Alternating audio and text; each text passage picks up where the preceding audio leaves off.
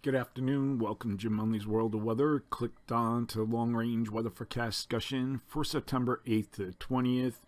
First of all, we're going to talk about Dorian. Here's the current position. As of 5 p.m., the next advisory will be coming out and like around 8 o'clock. Here's the current position. It is 33.1 north, 78.5 west.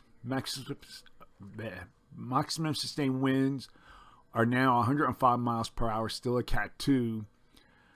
That's came down 5 miles an hour since yesterday, and movements towards the northeast at 10. So as you can see, the forward track of Dorian, it lessens the effect of it all the way up to New England.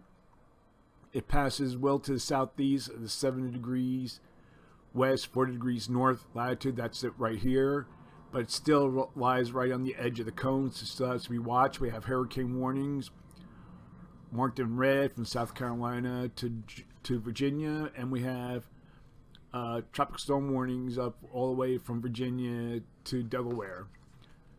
These are the effects of tropical storm force winds. Here are the hurricane force winds. Excuse me, my allergies are bothering me. But this is the effect right here. And we'll take a look at the satellite image. We see it's not as well defined as yesterday.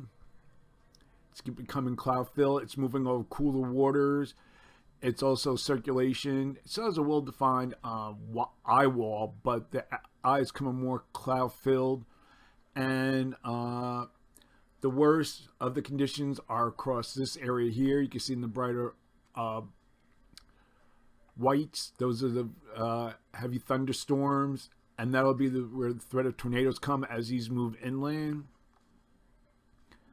Like I said yesterday, the strongest part is to the north and to the east, and that's where we're finding the heaviest and most severe storms. Dorian is forecast to move slowly up the east coast, and then once it becomes near North Carolina, it'll move rapidly out to sea. Now,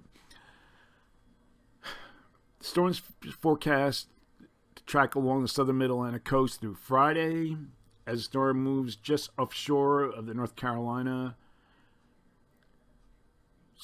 this evening, and then over or just offshore the southeast of North Carolina and the Outer Banks overnight through early Friday. And Dorian will remain a dangerous hurricane with life-threatening storm surge, dangerous winds, threat of tornadoes, I just mentioned, for the coastal areas of South Carolina and North Carolina, and even portions of the southeast Virginia,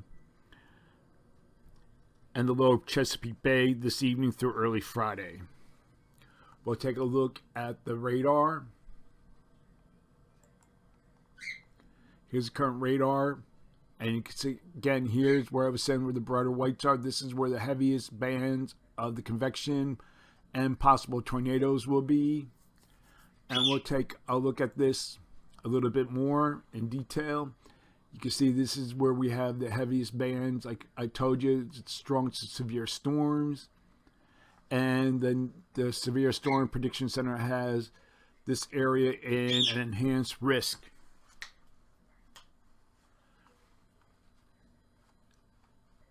Okay, now going to the forecast. This is for a period I told you for September 8th to 12th. And a ridge is forecast over across the south from the Mississippi Valley to the southeast as a trough over eastern Canada lifts out. And I'll show you this. We go through the maps. This is the American model. And you can see this ridge down here expands out. This trough lifts out. So the area from Texas eastward to Florida Panhandle will experience above normal temperatures, with highs in the upper 90s to lower 100s. And rainfall will be found from the northern areas of the Northwest, eastward across the Northern Rockies, Northern Plains, the Upper Mississippi Valley, Great Lakes, Northeast. And this will occur as a series of frontal waves move across the regions. And the Southwest will continue to experience monsoonal moisture, resulting in diurnal activity, scattered storms, and rain. And the model is a good agreement with this. We have our trough here with the Northwest. Trough here lifts out, and this pushes the ridge eastward. So I'm getting ahead of myself. Okay, we're going to talk about the period for September 11th to the 15th. Just told you we're having a trough here. This trough lifts out, pushes the ridge east, so we still have a ridge across the southern U.S. So for this forecast period, I am forecasting below normal temperatures here, and I'm forecasting numbers of 2 to 4 degrees. 2 to 4 degrees below normal. Above normal temperatures are forecast here, and I'm forecasting anomalies of 2 to 6 degrees above normal for precipitation. Calling for above normal precipitation here, and the probability of occurrence is 35 to 40%. And then we have below normal precipitation here. Probability of occurrence is 35%.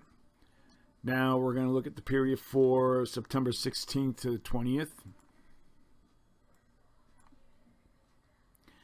And most of the models are forecasting this: a zone of flow across the northern U.S. near to above normal heights. We still have our ridge here across the southern U.S. However, the American model digs a trough into the Great Lakes area. But I think we're going to have more of this kind of a pattern. So for this forecast period, I'm forecasting above normal temperatures for much of the nation, and I'm forecasting anomalies of at least 4 degrees above normal. And for precipitation, calling for above normal precipitation from the plains to the Atlantic coast, and the probability of occurrence is up to 45%. We're going to go back to Dorian again. This is the latest position: 33.1 north, 78.5 west. Maximum sustained winds are 105 miles per hour. Cat 2. Movement is towards the northeast at 10 miles per hour. And it's continuing to weaken as it moves over cooler waters, land interaction, and increasing shear. And we'll take a look at the radar. We'll take a look at the radar again.